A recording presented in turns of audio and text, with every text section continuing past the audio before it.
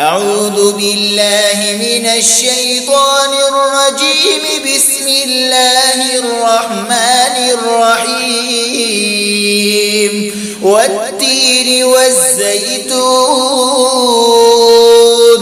وطور سينين وهذا البلد الأمين. لقد خلقنا الإنسان في أحسن تقويم ثم رددناه أسفل سافلين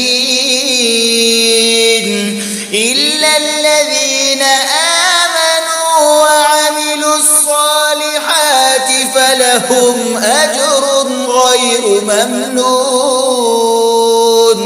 فما يكذبك بعد بالدين؟ أليس الله بأحكم الحاكمين؟